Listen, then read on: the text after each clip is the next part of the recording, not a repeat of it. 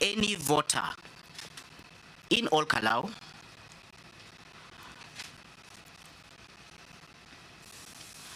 was promised any monetary compensation or award for voting a certain way.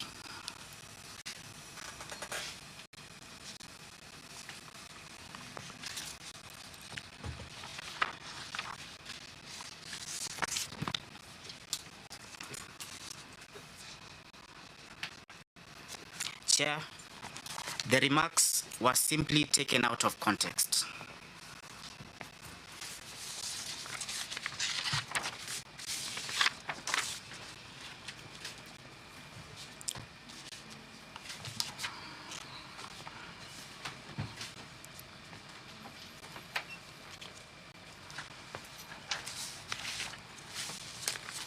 Chair, if you look at this particular report, is it the report?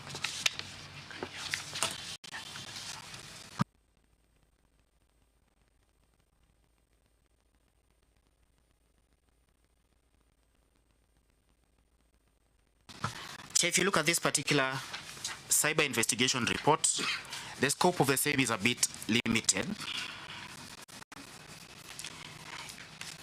From this report, it confirms the existence of a YouTube upload.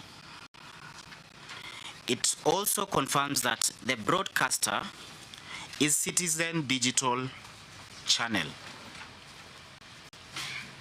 It also confirms that the upload was made on 7th July 2026.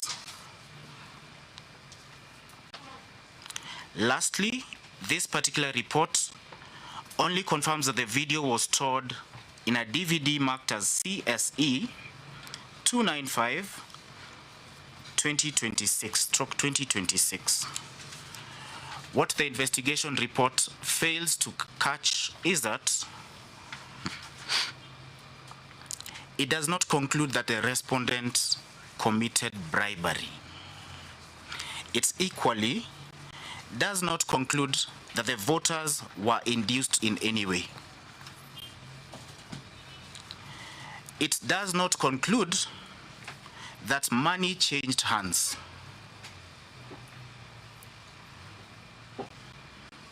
Chair, it also does not conclude that any voter was misled to vote in any certain way.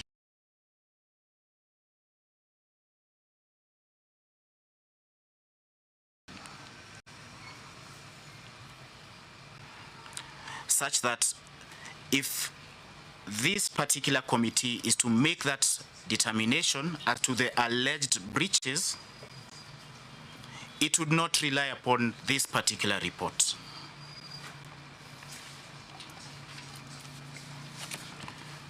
Finally, Chair, let it go on record that it only authenticates the video. It does not prove any alleged breaches. That is all we have from our end.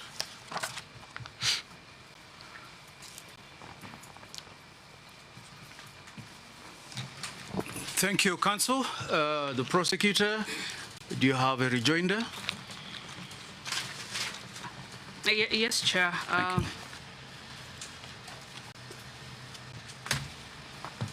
Indeed, Chair and members. First of all, we did serve this report, which includes numerous links to the video clip which we played before this committee, and it was duly served upon the respondents. Chair, this forensic report cannot point out the offenses or the breaches of the code. What it does, Chair and members, is that it establishes the existence of this video, and it also tells us that it is not manipulated, or it has not been manipulated to fit this sitting. It further tells us, Chair and members, that in confirming the same, as per the certificate which is attached, that the machines that were used to look at this video were working in good order, to establish that indeed this video exists, that it is available, and that it depicts what we have described to this committee as depicting, not necessarily picking out the breaches. I'll say again that this report has the links which I said are still live. The breach of the Electoral Code of Conduct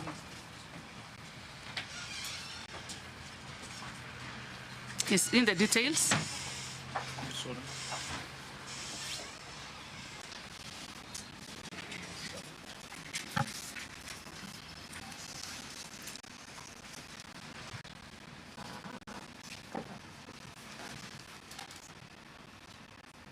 Proceed. Yes, Chair and members, the breaches that we have identified and that we are complaining and finding fault with is in the details of the words that have been uttered. Chair and members, the words was spoken in a national language which does not require transcription of any kind, because I believe everybody in this room do understand the Kiswahili language.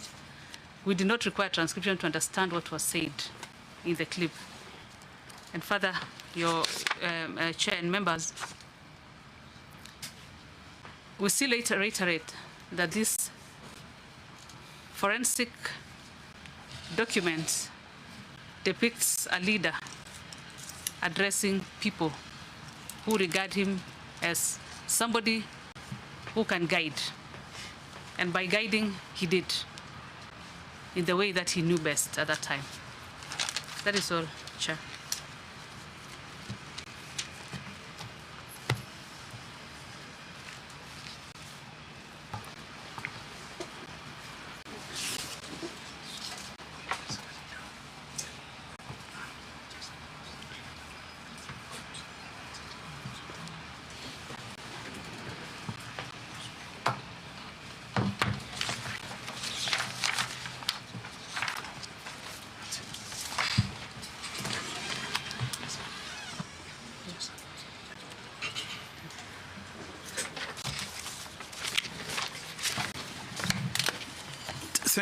Thank you, the prosecutor and counsel, learned counsel, for your submissions and for your arguments.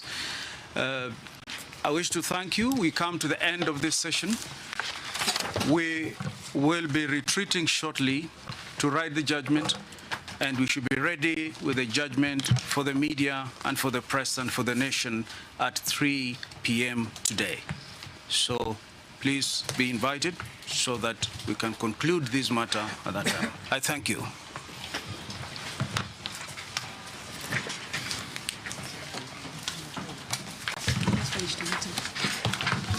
Just a minute.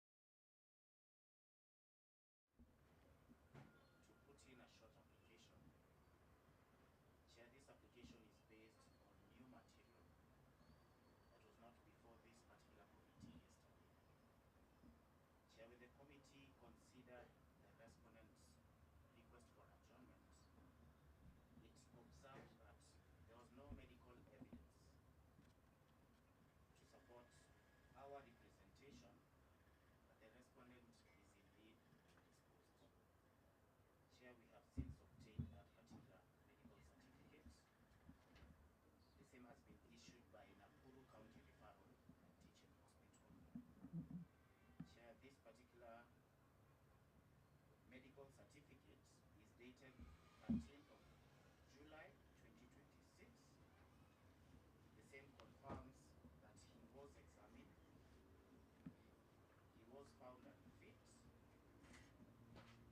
and he has been placed on 3 days rest. So we wish to provide this particular evidence before the committee.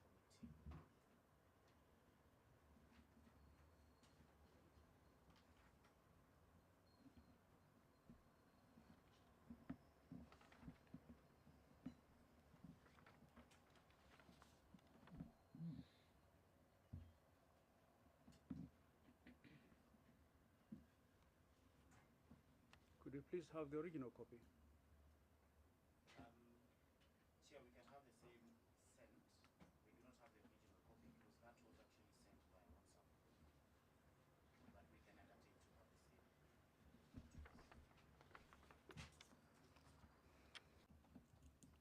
Walikuwa mgonjwa. And this matter will proceed tomorrow 9 a.m.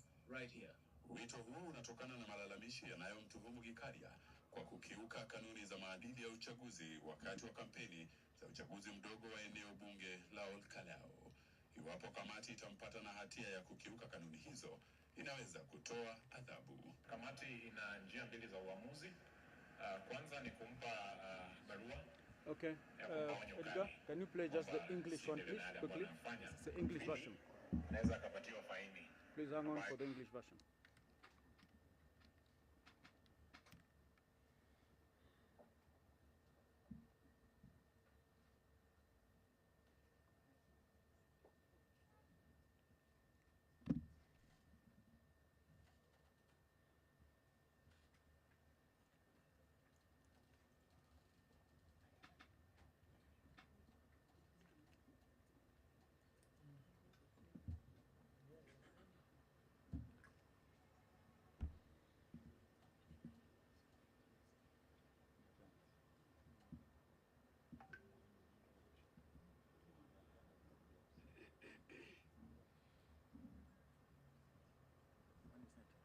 Yes, this one.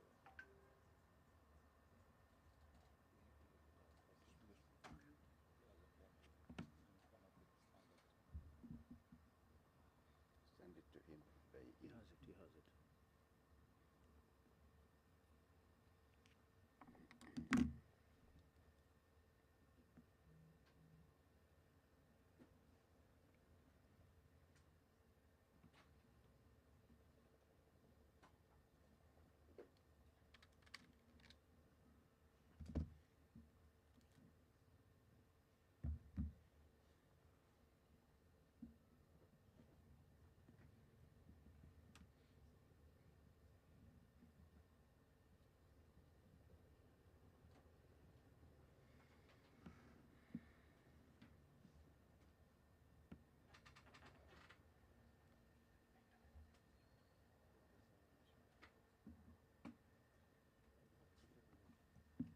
Having trouble with that? If it's on phone, you can play it on phone. You can save time.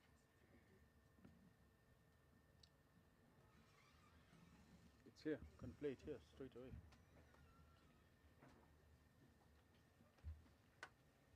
East Member of Parliament David Gikaria twice failed to honor summonses issued by the Independent Electoral and Boundaries Commission, leaving the Electoral Code of Conduct Enforcement Committee waiting as it investigated allegations of voter bribery during the Kalou parliamentary by-election campaigns. Instead of appearing before the panel, the legislator was on the campaign trail in the very constituency at the center of the complaint. Yet his lawyer said that the man was too unwell to make it to the meeting. And TV's Laban Shaban reports on what happened and what the possible outcomes of the summonses are. As the IEBC waited for Nakuru Town East MP David Gikaria to answer allegations of breaching the Electoral Code of Conduct, the legislator was instead on the campaign trail. Hey.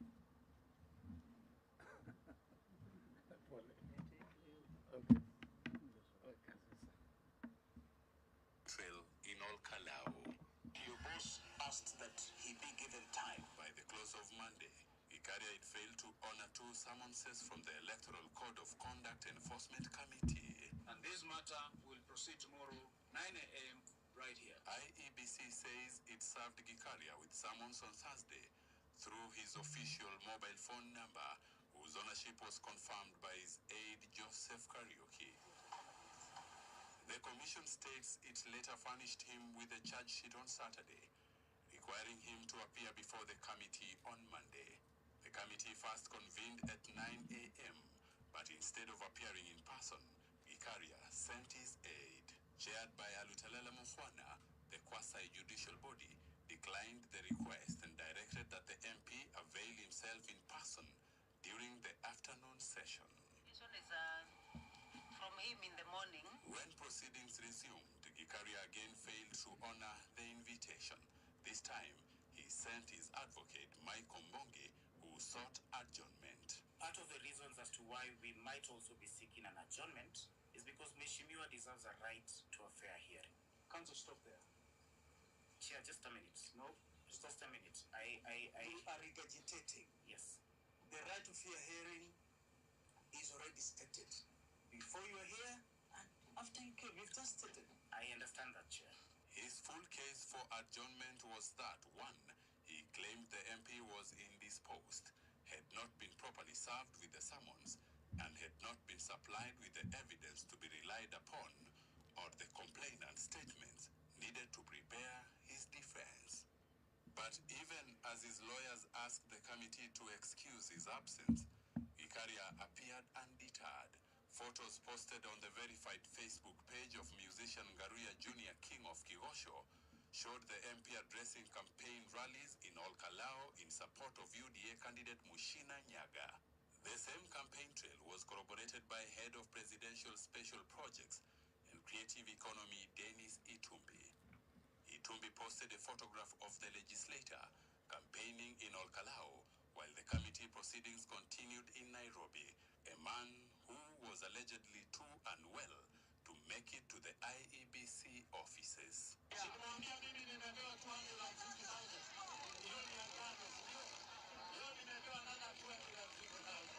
complaint before the committee also included alleged video evidence that confirmed the MP gave out 1.2 million shillings during the campaigns.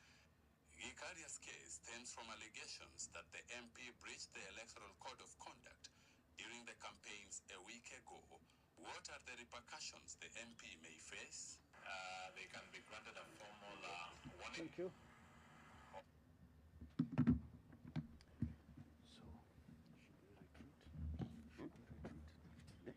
should we retreat? No. You ask him what Yeah, what he has to say, then we retreat. Okay. Okay, Council, it was your position that you've not seen those reports. You now have seen them in Kiswahili and in English. What is your response to this? Microphone. Okay, speak up.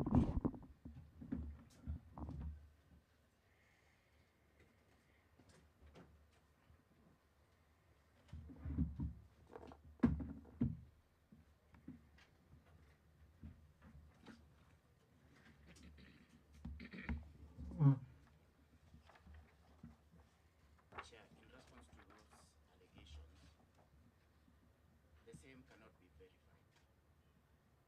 We have instances where people take pictures, photos, this very day, and they're posted 3 days later. So that cannot be verified that indeed our client was in attendance in any political rally at Okala. Our position still remains that he is in hospital currently, and he was in hospital yesterday. That still remains our position.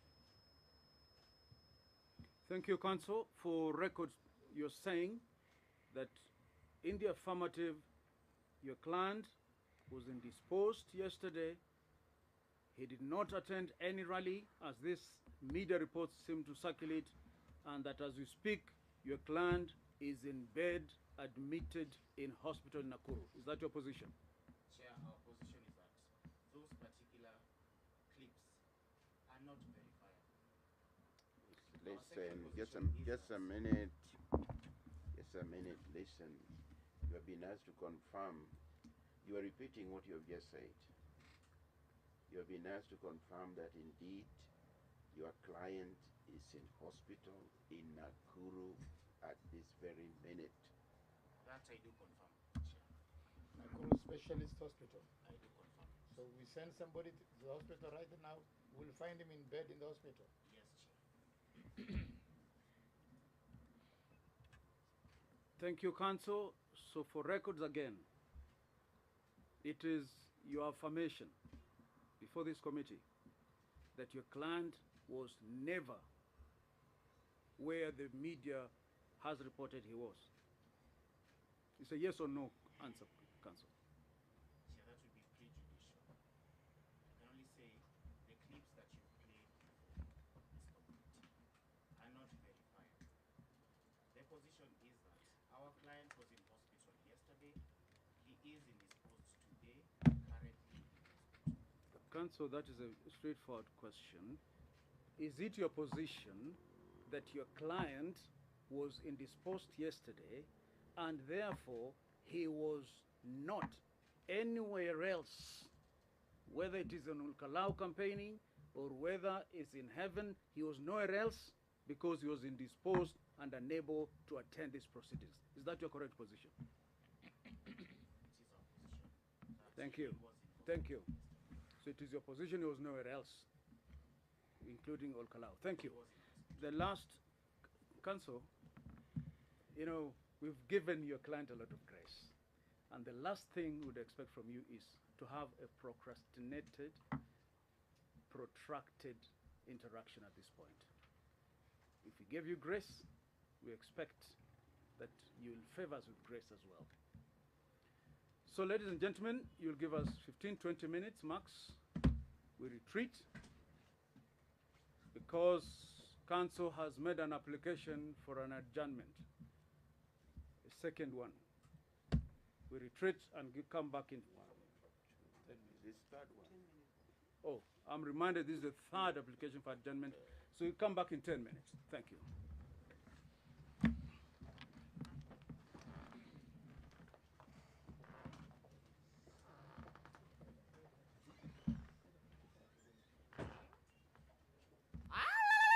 Chagua Kenya unayoivunia, chagua Kenya unayoitaka.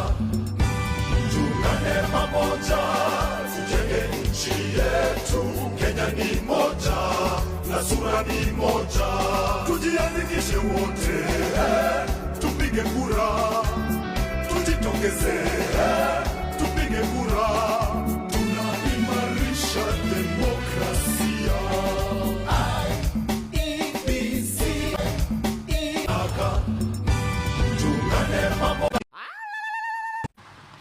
And that hospital, Council says, it is known as Nakuru Specialist Hospital.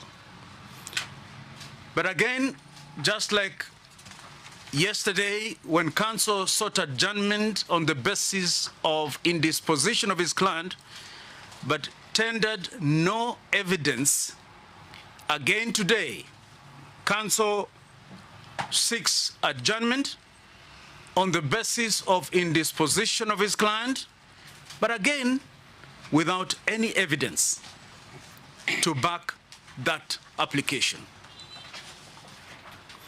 It also interests this committee that the sickness yesterday was reported to Nakuru County Referral and Teaching Hospital. That's where his client was treated. But today, he has been rushed to a different hospital, Nakuru Specialist Hospital. So 2 different hospitals for the same ailment. Of course, the presumption is that the Nakuru hospital is maybe a level 6 or a level 5 or is specialized.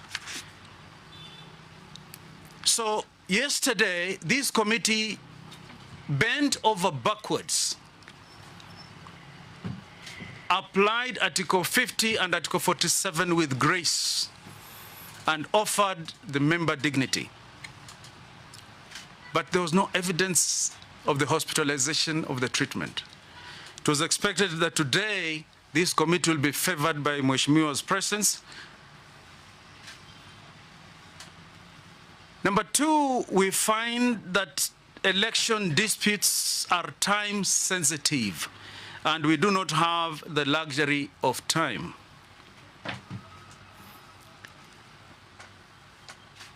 Additionally, the honorable member has counsel present. Counsel indeed informed this committee that he is duly instructed to represent the Honorable Gikaria after the PA came, and in our view, this is even a superior representation, and in law, Honorable Gikaria is represented. On the basis of these findings by this committee, we decline the request for adjournment. It is dismissed, and it is hereby ordered that these proceedings shall commence since Honorable Gikaria has been given adequate time, and in any case, his counsel is here who represents him. I thank you. Chair, we do appreciate your ruling that you've tendered today, but perhaps for the record, you could record our objection to that particular proceeding, and also for purposes of the record, let it indicate that indeed we did provide the medical certificate, and the same has been formally placed on record. Secondly, Chair, we have shared photographs and videos with the secretary of this particular committee, showcasing that indeed our client is currently hospitalized.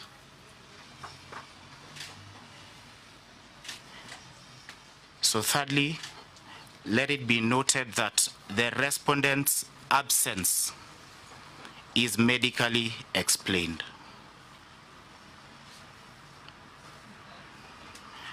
We still choose to abide by the decision that has been rendered by this particular committee, but perhaps so that I can get proper instructions, we can take a different time allocation. Thank you. Thank you, Counsel. The photos that Counsel is claiming have been sent to our secretary when we retreated. When we played here photos of media, which is a public entity, well, is a public TV station, Counsel's rebuttal was that it cannot be verified. Counsel, in equal strength, what you've shared cannot be verified. Mkuki kwa nguruwe daima uwe ni mtamu, na kwa binadamu pia uwe mtamu. Secondly, you say that documents indicating the MP's condition yesterday have been tendered. Please make the record clear that they were not tendered yesterday. They were tendered later. That's the record. And so the adjournments that were made out of grace and dignity that we thought the honorable member deserves. There was no evidence tendered in this committee yesterday to show that Mheshimiwa was unwell. 3, you indicate in your rejoinder that the absence of Mheshimiwa has been explained. Yes, it has been explained by word of mouth. But there's no evidentiary record presented before us to indicate and verify and authenticate that Mheshimiwa is admitted. Thank you. Finally, on the request for further time allocation, we are sorry. Frankly, we are beginning to feel that this committee is being taken for granted. We cannot have granted 3 adjournments, and when we decide we want to proceed now, you say you want time allocation. We are sorry, the commission has a lot of work. All of us actually are supposed to be retreating to Old Kalou as we speak. And so it is ordered by this committee that we'll proceed immediately. Thank you. Prosecutor, please proceed.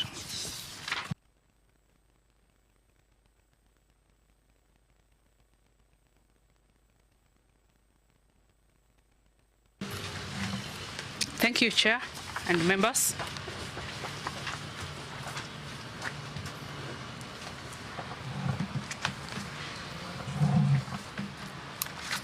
The committee summoned Honorable David Gikaria, and I will proceed to read the statement of the offense or the breach of Electoral Code of Conduct that he's charged with. The statement of the breach reads that this is a breach of the Electoral Code of Conduct, contrary to paragraph 6A and 6I.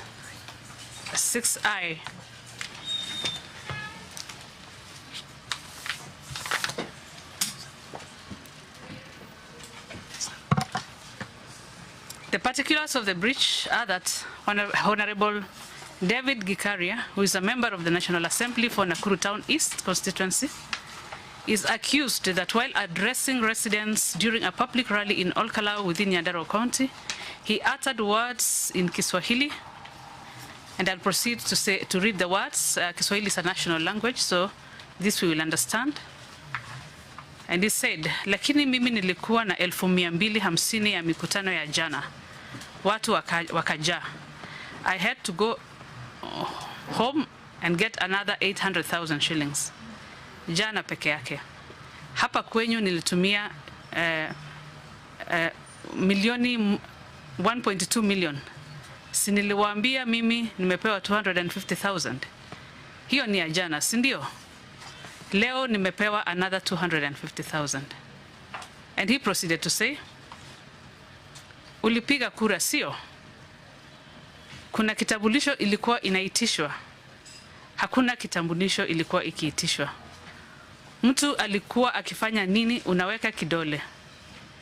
Kama ID haitishwi unatumia kidole. Ufike ujiweke kidole, hakuna ID. Hautaitishwa ID. And these words seems to point out that he was offering monetary rewards to the electorates in consideration that the electorates would attend his political rally.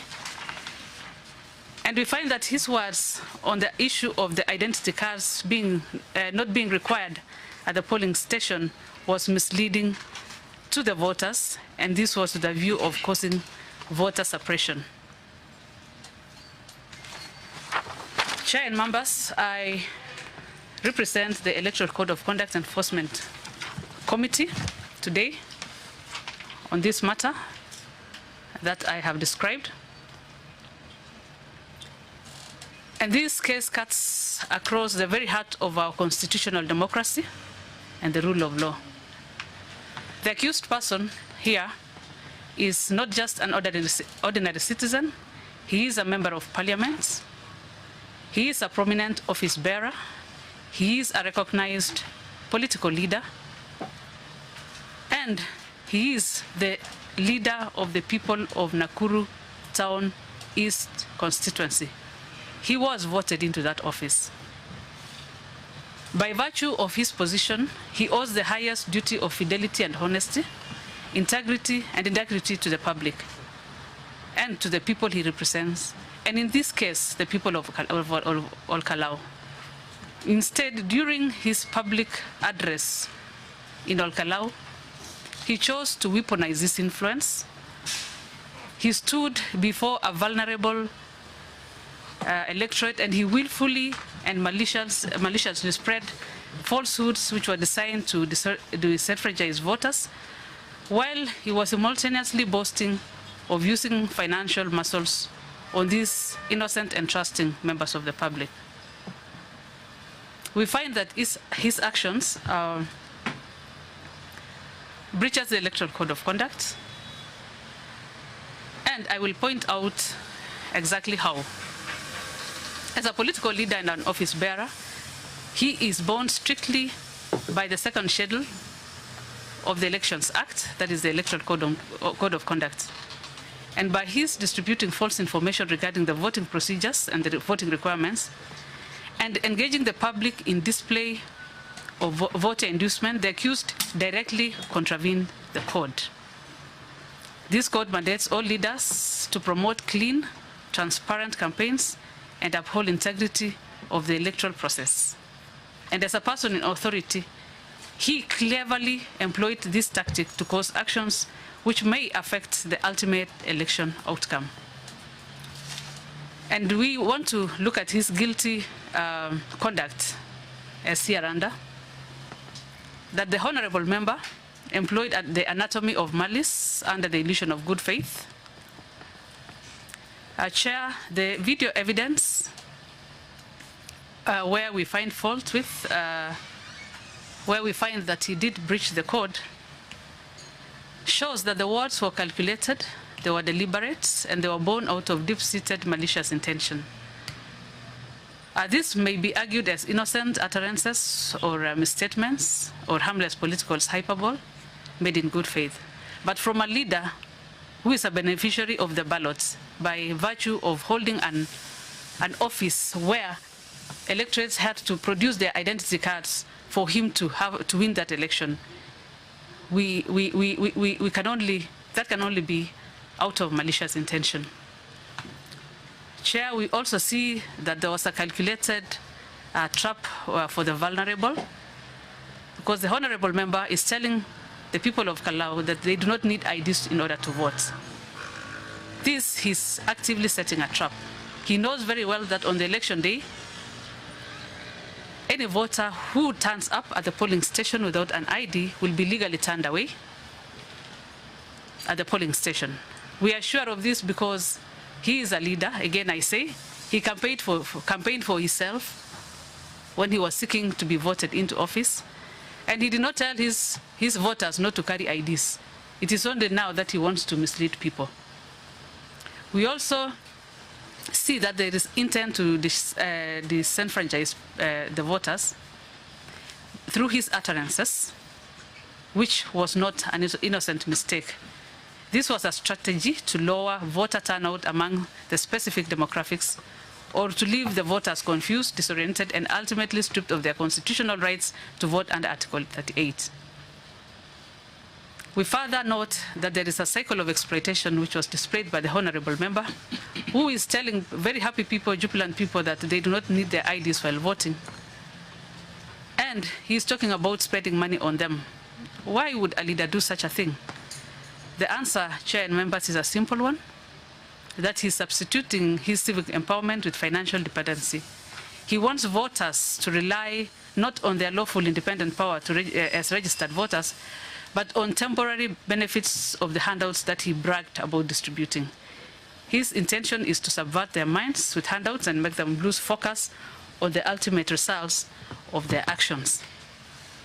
Chair and members, I want to point this committee to the provisions of paragraph 6H of the Electoral Code of Conduct that demands that all those who are bound by this code must refrain from offering any rewards to any person in consideration of such person either joining or not joining a party, or attending or not attending any political event, or voting or not voting, either at all or in a particular manner.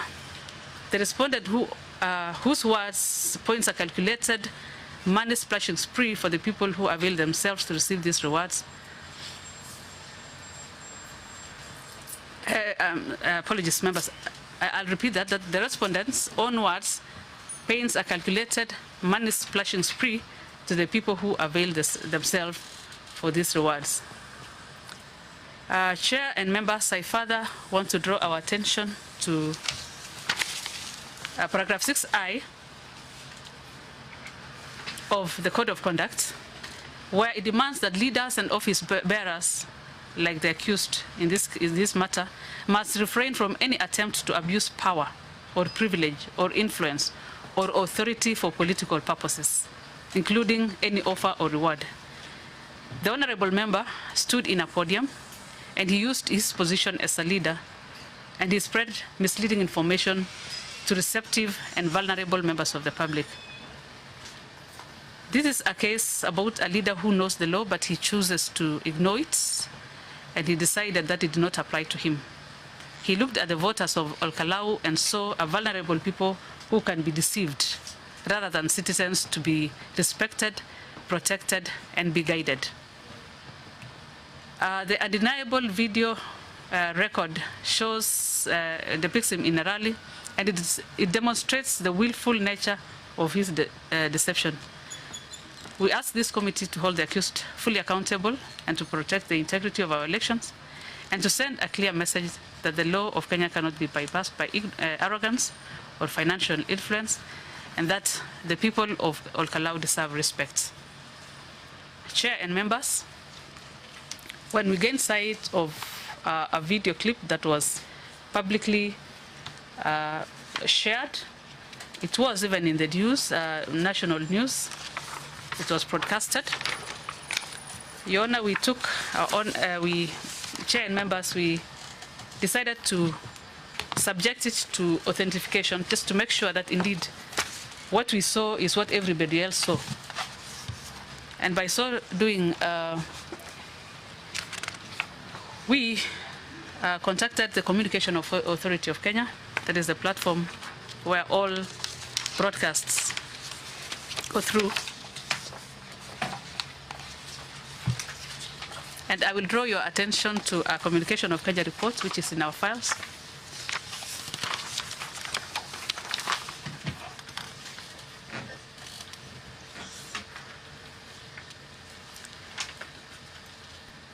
We chose to seek authentication on a widely shared video by one of the media houses.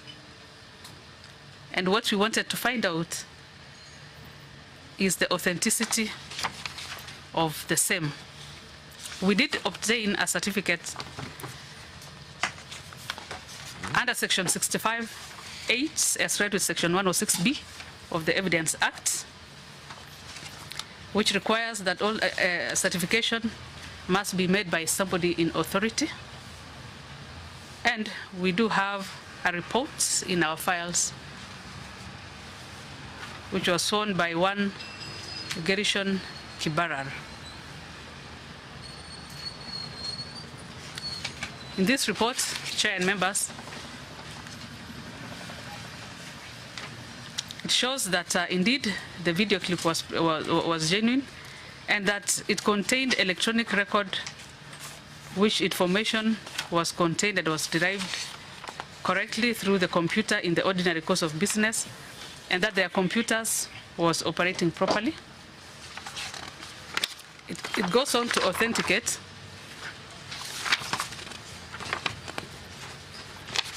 the video that was subjected for analysis,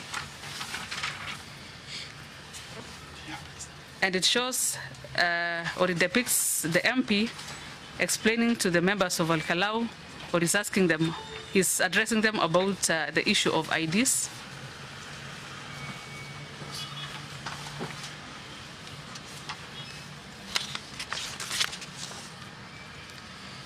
In page 4, there is a photo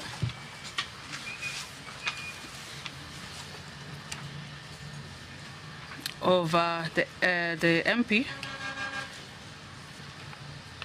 as broadcasted, and it shows that the links that we forwarded indeed were active, and any member of public could access the same and even still access the information and listen to what the honorable member were telling members of the public. It shows that this is a live link that indeed existed. For the benefit of the committee, Chair, we may want to look at the said video. But before we do that, I would want to produce these reports as evidence in this matter. Proceed.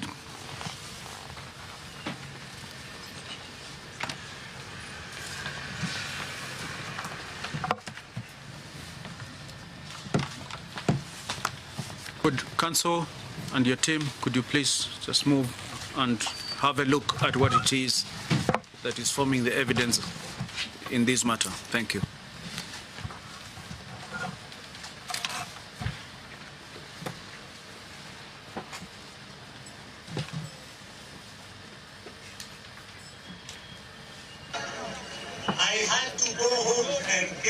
another 800,000. Jana peke yake hapa kwetu nilitumia 1.2 million. Jana.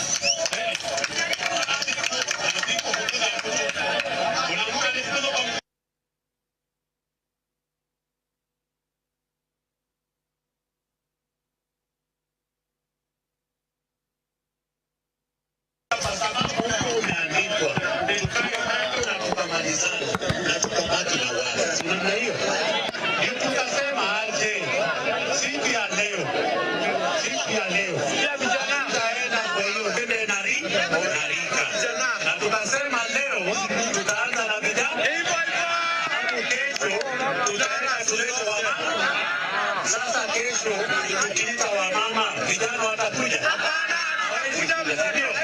Tusikue na ile maneno ilinipata jana.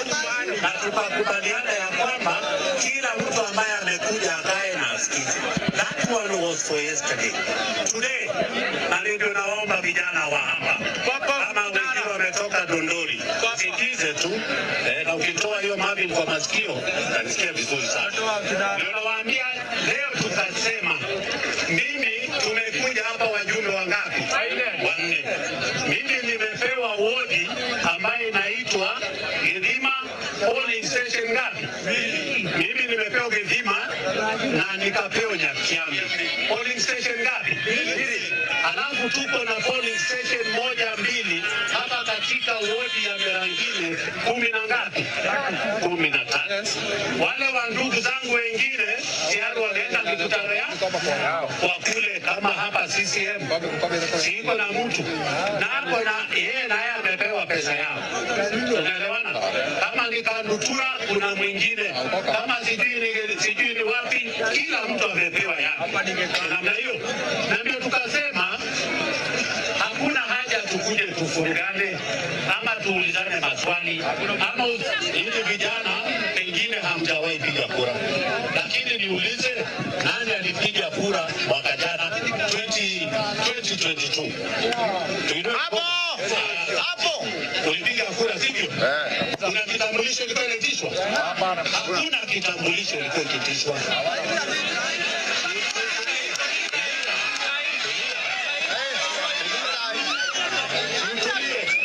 Mimi nauliza kuna kitambulisho kilikuwa kinatishwa? Mtu alikuwa na kupiga kura? Hakuna kupiga kura. Mtu alikuwa akifanya nini? Unaweka kidole? Unaweka nini? Na nyinyi vijana ndio mlijibu.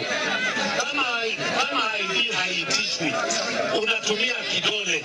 Alafu unasema ati watu wanaitisha ID wakaide kura. Una kidole ya mtu itakatwa. Alafu mimi leo nikawekelea. Itawezekana. Ni lazima wewe mwenyewe ufike ujione kidole.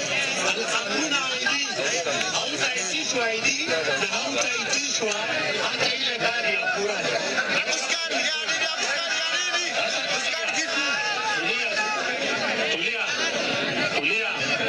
Simwambia mimi nimepewa 250,000. Hiyo ni agano, sio? Leo nimepewa hata 250,000. Wananitisha nataka kujua, je, uliongea na wapiga kura wa Githima na Nyakiambi? That is why they are asking for your ID.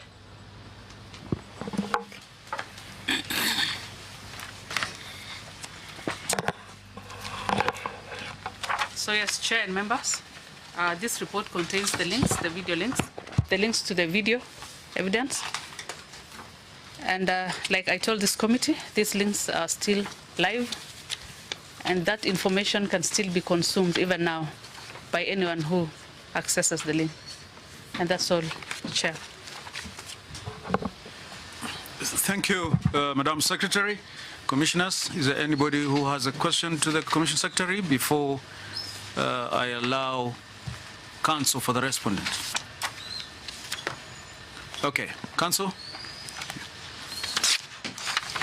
Chair, just one request before we proceed. And I make this request with tremendous respect to this committee. We are only seeking an adjournment. Sorry, we can take 15 minutes for the respondent to at least prepare for his case.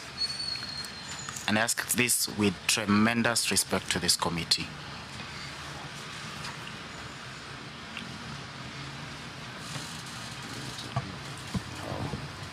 Counsel, once you have made an application for adjournment and we have already pronounced our ruling, why would you again seek a further adjournment in the same matter, in the same session? Chair, it is in the interest of rights. In the interest of?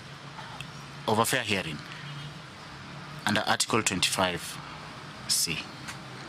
Counsel, is it your position that an adjournment is in the interest of fair hearing? I'm not seeking an adjournment. Perhaps you're getting me wrong. I'm not seeking an adjournment. I'm just seeking for at least 15 minutes for us to put our case in order. Just 15 minutes. No, sorry. We are uncomfortable. Let's proceed. All right.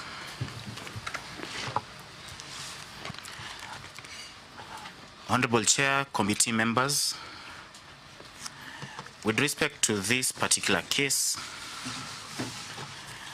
we were served with a charge sheet.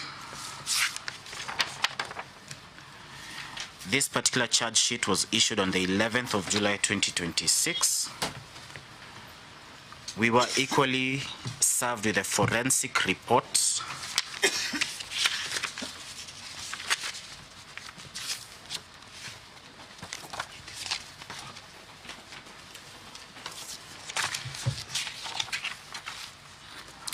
from the National Kenya CIRT. We were not served with any video evidence that the prosecution was relying upon.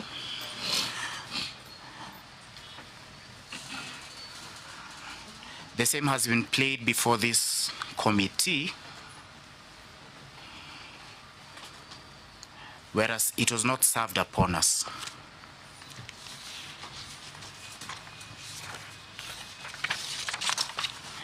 Equally, Chair, we have not been served with any transcriptions of this particular videos.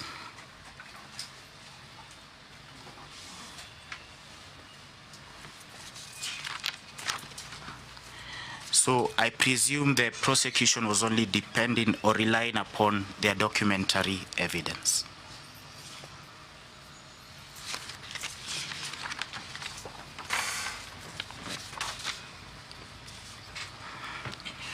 Chair, I look at this particular charge sheet. Honorable Gikaria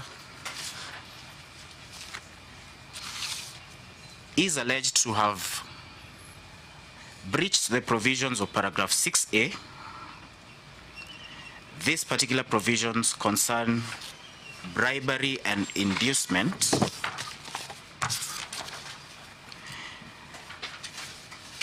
They are also alleged to have breached the provisions of paragraph 6L of the Electoral Code of Conduct, which then relates to misleading the voters with a view to voter suppression. Chair, the forensic evidence that has been presented before this committee only authenticates the existence of the video. But if you have a look at this particular cyber investigation report, it does not prove any of the alleged breaches.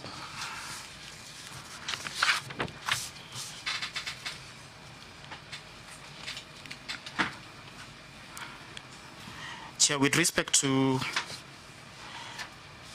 the alleged breach of bribery, the committee has referred to the remarks concerning Kenya shillings 250,000 and 1.2 million.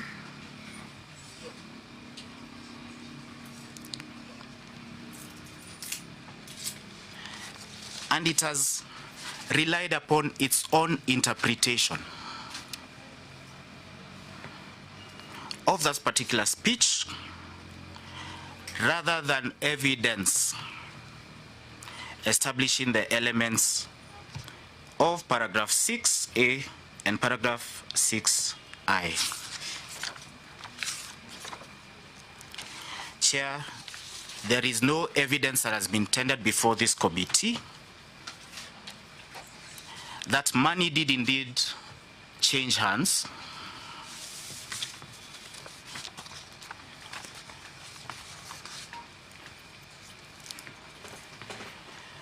Chair, there is no evidence that has also been tendered before this committee that indeed that particular speech was an offer to the members of the public in exchange of them attending any political meeting.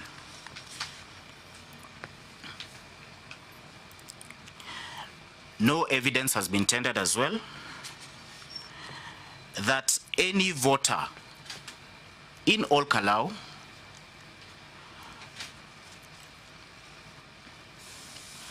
was promised any monetary compensation or award for voting a certain way.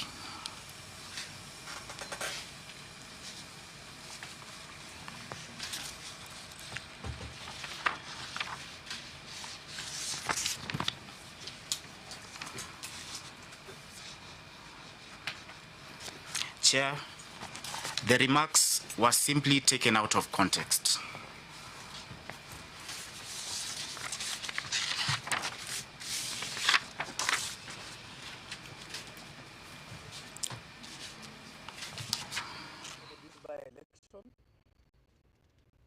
Which have already been dispatched to our warehouses in Nyandarua County. Yesterday, we completed the training of all the election officials.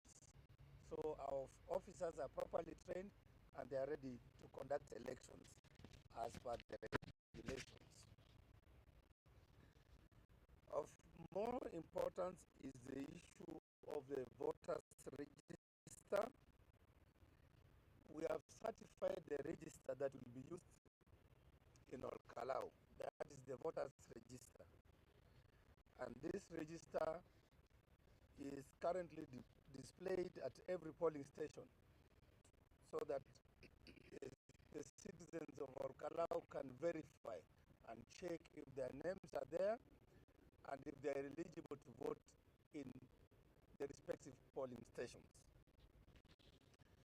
As a commission, we continue working with our partners to offer voter education to the voters of Kalou so that they understand how to exercise their rights.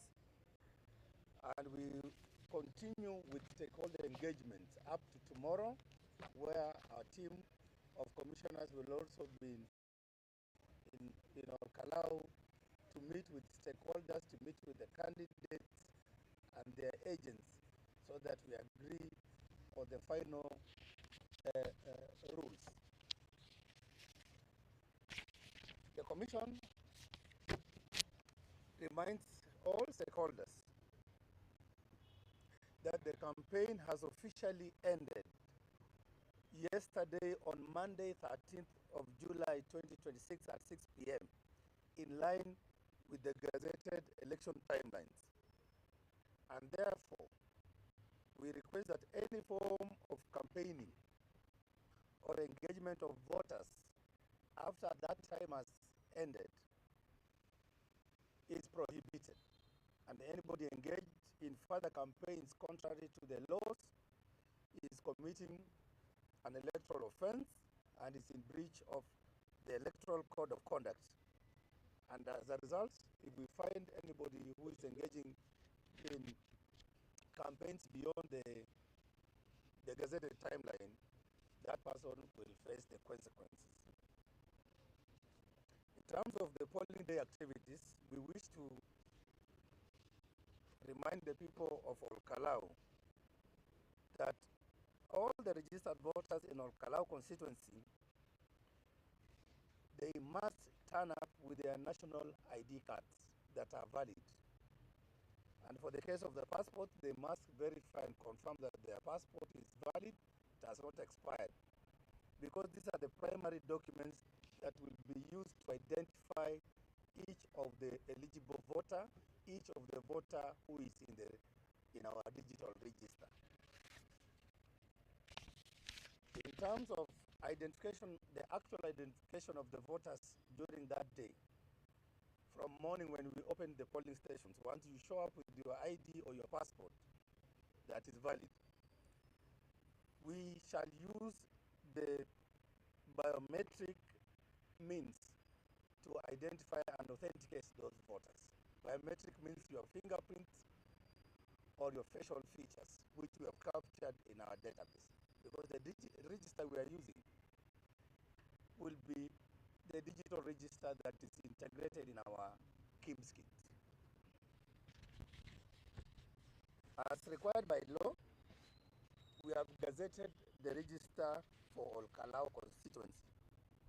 And that register, I wish to assure the people of all Kalou and indeed Kenyans that that register is secure.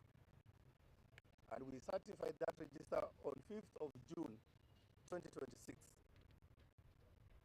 So the register is published in the Kenya Gazette. It is a public document. You can access it there. And for those of you who are in Olkalau, the register is already displayed in each of the polling stations where you'll be voting.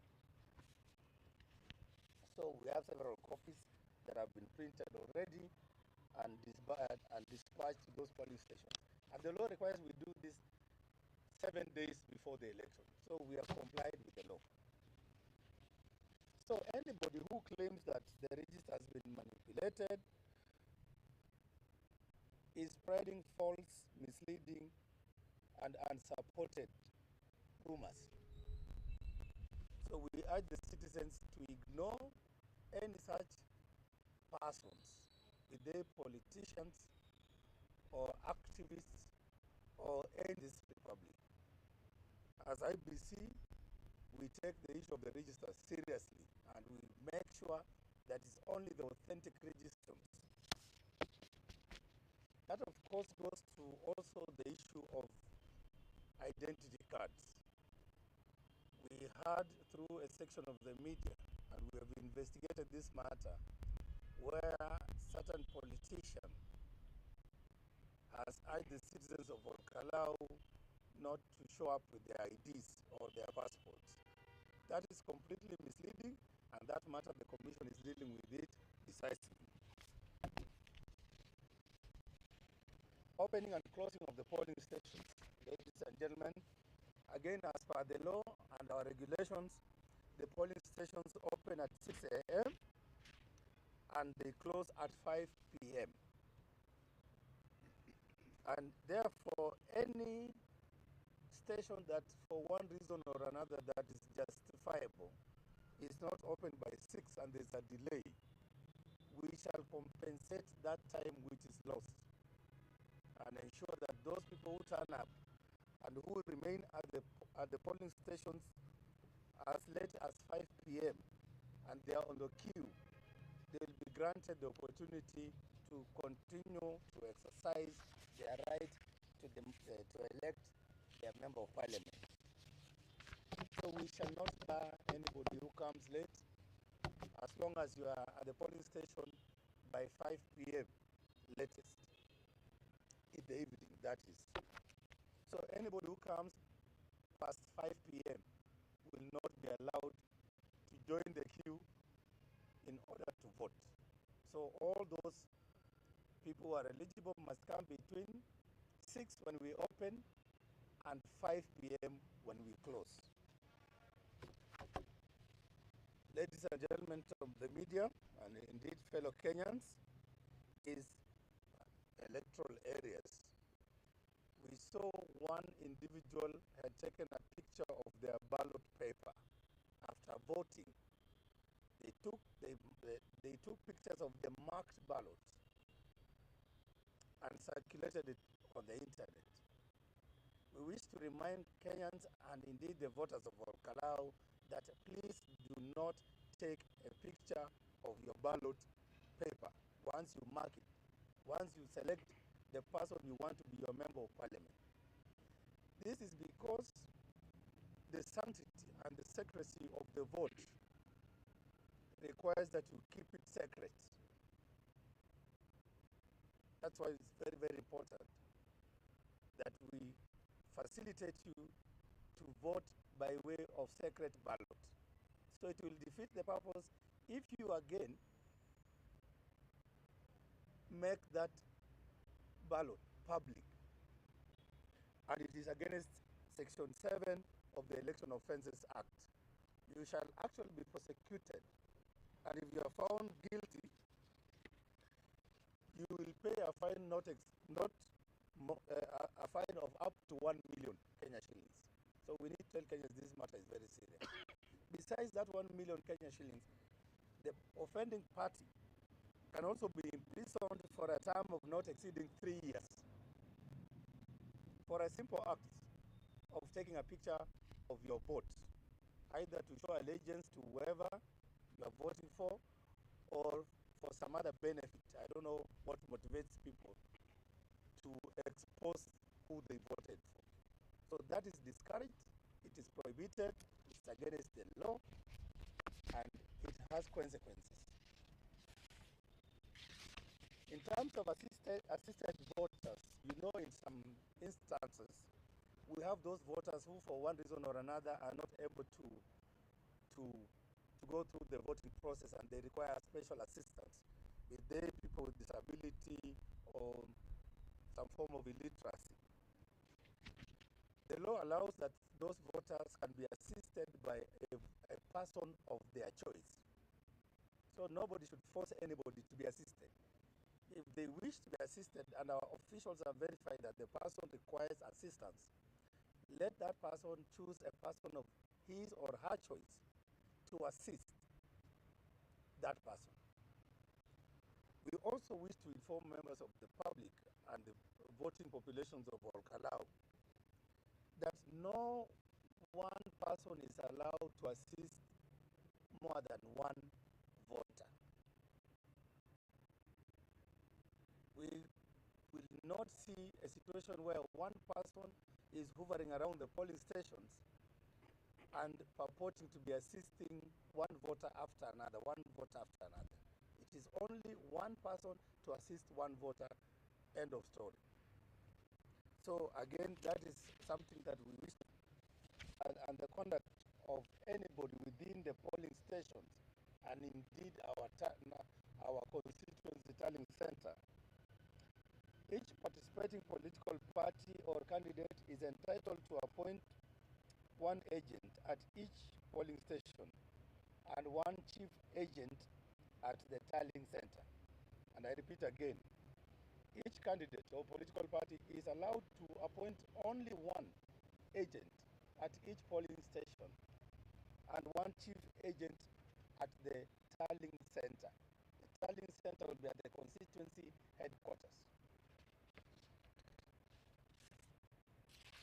And therefore, we shall not allow anybody roaming around our polling stations purporting to be agents if they are not appointed by the political parties or the candidates themselves, and they must be one.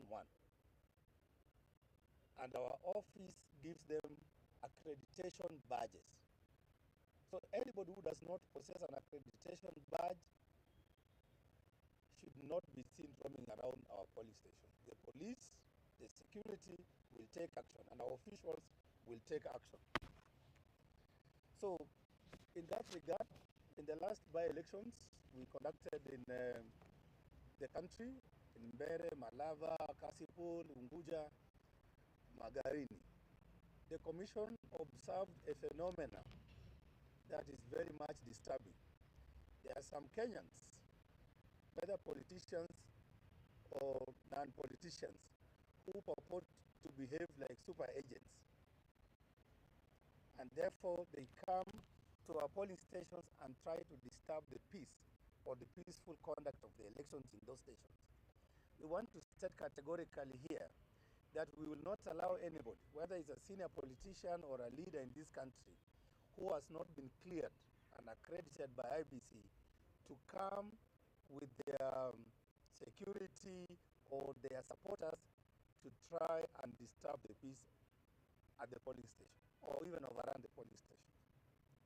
We have asked the National Police Service and all security agencies to help us to deal with this phenomenon of super agents, who are mainly some of the senior politicians in this country. So we will not like to see that happening in Kalou, and should it happen, we will take decisive action against those individuals. We also wish to remind that the public and members of the various political parties and supporters of the respective candidates that we shall not admit any person who is wearing a badge, clothing or symbol or any other item signifying support for a political party or candidate. The campaigns, as we have said, the campaign period ended yesterday at 6 p.m. So we do not expect campaigns at our polling stations when citizens are supposed to show up in a neutral environment to vote, cast their vote, and go home peacefully and wait for the results. So anybody who is seen in party colors or paraphernalia should be sent away from our polling stations, which should remain neutral from 6 up to 5 when we close. We also remind the voters that once you cast your vote, please exit the polling station immediately and to allow other voters who are queuing the opportunity to also exercise their right to cast their vote and elect their leaders. So once you vote, please go home. Go to your comfort of your home or your farm or your shop and wait for the process to complete at 5. Once we close, the counting will begin in front of all the accredited agents and the candidates themselves. So the order at the polling station, the commission wishes to remind all stakeholders of the following legal provisions regarding the order at the polling stations. The presiding officer is responsible for conducting the elections at the polling station and maintaining law and order at the polling station throughout the process. And in doing so, especially for security, the presiding officer at that particular polling station is assigned 2 police officers who will be responsible for a radius of about 400 square meters, which is the jurisdiction within which we conduct the elections. And therefore, the police officers assigned to the presiding officer maintain law and order. And therefore, we urge the voters in Kalou to ensure that they respect our polling stations, they respect our officers, and that they follow their instructions on how to conduct themselves while they are within the polling stations. And therefore, within the polling station, anybody who is engaging in disorderly conduct or fails to comply with lawful instructions of the presiding officer will be ordered to leave the precinct, and necessary actions will be taken to discourage such kind of conduct. We have, in each of the polling stations, we have put the rules there on display. So we urge the citizens and the voters of Kalou to read, to familiarize themselves with those rules, and make sure they adhere with those rules. So the presiding officer is in charge and will take any necessary lawful action to secure the polling station and to ensure voting proceeds peacefully and uninterrupted and until it's closed. So those people who sometimes are inclined to try and storm any polling station, just be warned that action will be taken, because we'll have adequate security protecting every polling station and allowing citizens to come and cast their vote peacefully without any disturbance. In terms of security arrangements, you can see the IGs here with these 2 deputies. We have the DCI. They will speak more about the security arrangements for this, to secure the elections, to ensure that there's peace, there's tranquility, and the voters of Kalou exercise their rights peacefully to elect their leaders. So as a commission, I would like to thank the close collaboration we've had with the National Police, with other commissions present here, including National Cohesion and Integration Commission, to ensure that we make all the necessary arrangements, including security, so that the by-election in Kalou succeeds.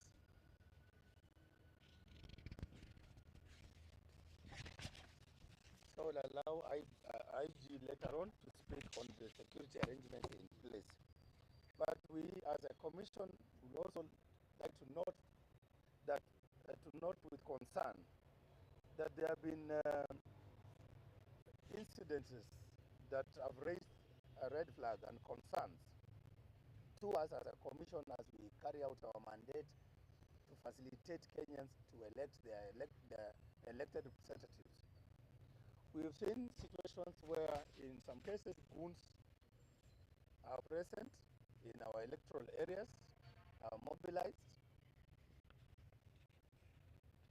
to intimidate and to disrupt the peaceful campaigns and the peaceful business of the people in those affected electoral areas. Kalou has not been spared either. There are those reports of incidences of goons roaming around, and of course facilitated by some of the actors or players. We wish to call upon all those people, political parties, the candidates themselves and their political supporters, to refrain from any acts that will constitute violence and a breach of the electoral code of conduct. Because we want this election in Kalou to be the most peaceful and the most successful, that is conducted in an atmosphere that will allow a credible, free, fair, and transparent elections to happen in Kalou. The code of conduct, ladies and gentlemen, will continue to be enforced. As you have seen, in the last few days, we have summoned some of those politicians who have been accused of engaging in some electoral malpractices. We have taken action on some of them, including fining some of them and requesting them to again sign the political decency code with us. Other cases are ongoing, and we will be updating the nation on what actions we are taking. So the Election Code of Conduct Committee is still in place. It will work until after the election has been concluded and the results announced. So any breaches of the Electoral Code of Conduct, we urge the public to report to the Commission so that we take firm and stern action against those perpetrators. So, as I conclude, in terms of results management and declaration, after the close of the polling stations at 5 p.m., all the presiding officers will commence the process of counting the vote in front and in full view of agents, observers, and the media. I believe you'll be there as members of the state to observe what's happening and to report. This counting will be done. The ballot boxes will be opened, the ballot papers will be counted, and the results tabulated at each of the polling stations in an open and transparent process.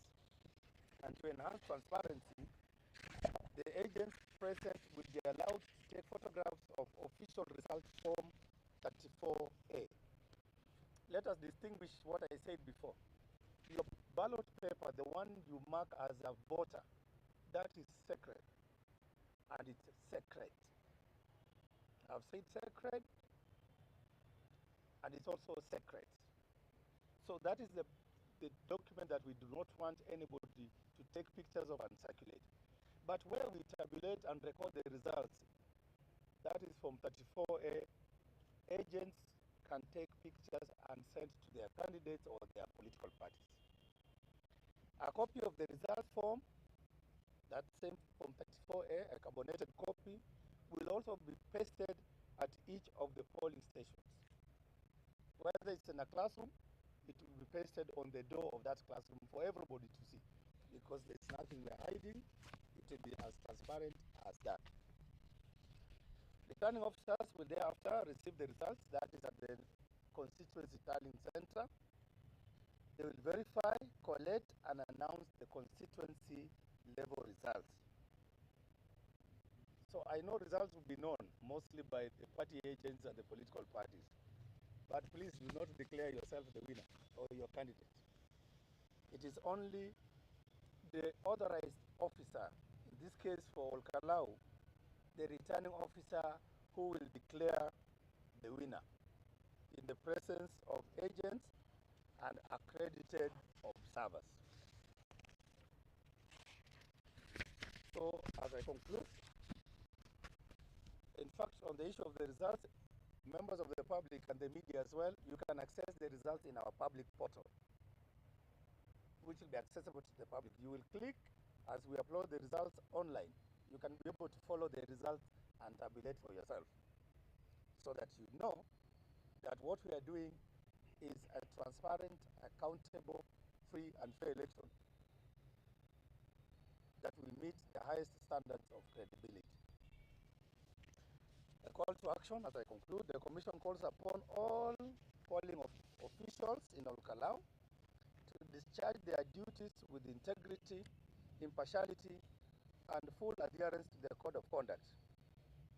And we are also telling you that we do not spare our officers who engage in any misconduct, who commit any election offense. Such officers will be arrested, investigated, and prosecuted. So the law is very clear even to ourselves as officials that conduct these elections.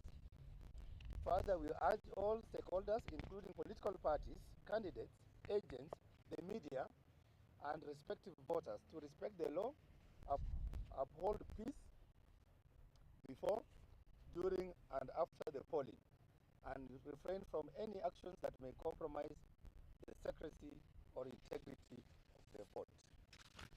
So, ladies and gentlemen, those are my remarks and briefing to the nation, and particularly to the people of Kalou. And I thank you for this. Thank you, Chair.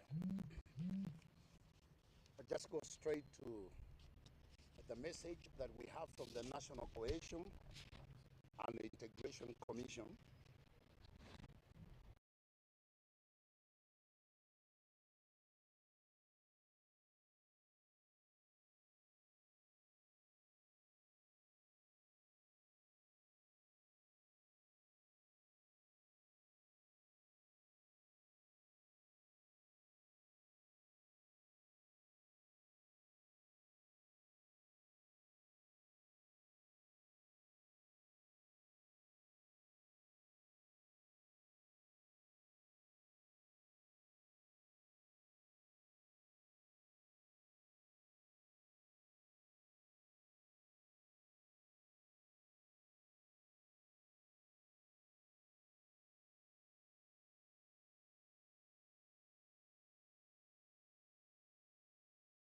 Fellow Kenyans, I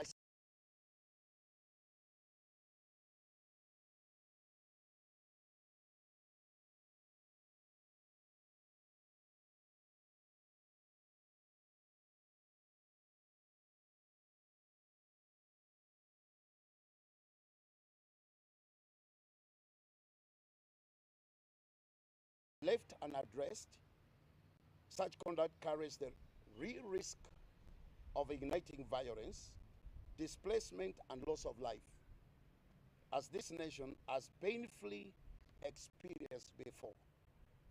This is not normal politics. It is conduct that the law calls hate speech and ethnic contempt, and it carries real criminal consequences, including